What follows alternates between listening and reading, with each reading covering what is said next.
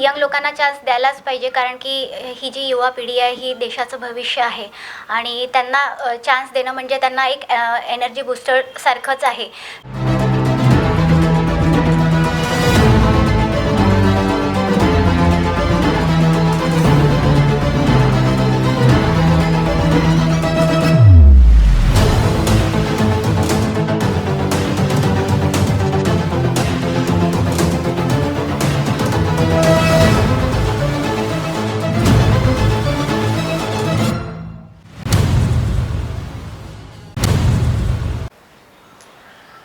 नमस्कार, माझं नाव स्नेहल बंडू ठाकरे.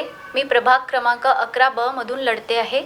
आमच्या वार्डामध्ये प्रामुख्याने 2 समस्या खूप जास्त प्रमाणात आहे. एक आहे ड्रेनेजची आणि दुसरी आहे रस्त्याची. जसं की आता तुम्ही म्हटलं की यंग लोकांना चान्स दिलेला आहे, तर यंग लोकांना चान्स द्यायलाच पाहिजे, कारण की ही जी युवा पिढी आहे ही देशाचं भविष्य आहे आणि त्यांना चान्स देणं म्हणजे त्यांना एक एनर्जी बूस्टर सारखंच आहे.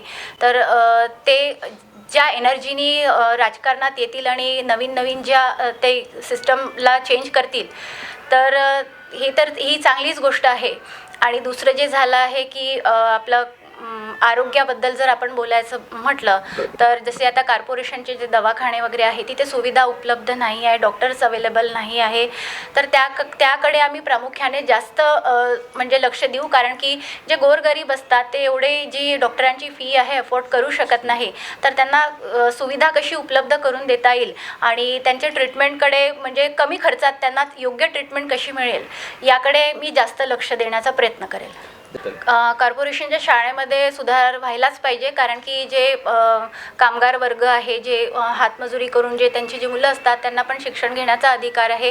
आणि ज्या प्रायव्हेट शाळा आहेत त्यांची फीज खूप आहेत आणि ते तेवढ्या फीज अफोर्ड करू शकत नाही. तर सरकारने त्याकडे पण लक्ष द्यायला पाहिजे, कारण की प्रत्येकच मुलांचा शिक्षण घेण्याचा अधिकार आहे आणि ते त्याच्याकडे लक्ष द्यायला पाहिजेच.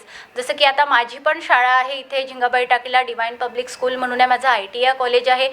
तर आम्ही सुद्धा काही मुलांना फ्री एज्युकेशन देतो. ITIमध्येही आम्ही कमीत कमी 10 मुलांना आमच्याकडनं फ्री एज्युकेशन असतं. आणि जे पण मुलं येतात आमच्याकडे डिवाइनमध्ये पण जे आमच्याकडे मुलं येतात त्यांची पण आम्ही फी माफ करतो. आम्ही आमच्याकडनं त्यांना शिकवतो.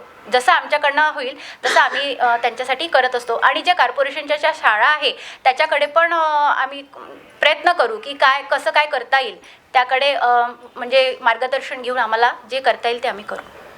जसं की आपण बघितलं आहे की काही वर्षापासून काँग्रेसमध्ये जुने चेहरे आहेत आणि जुने पण आहेत आणि त्यांचे ते वयोवृद्ध पण आहेत.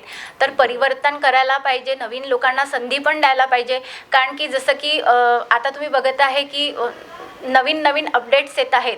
तर ते सगळं जे यंग जनरेशन करू शकतात. जी धावपळीचं युग आहे, मुलं जितके आता खूप स्मार्ट झालेले आहेत, यंग लोक जे आहेत, आता मी बघते जी आता ही जनरेशन आहे ती खूप स्मार्ट आहेत. तर द्यायला पाहिजे नवीन लोकांना संधी. तर त्यामुळे काय होईल ना की काँग्रेस पार्टीला पण एक मजबूती येईल. बरोबर.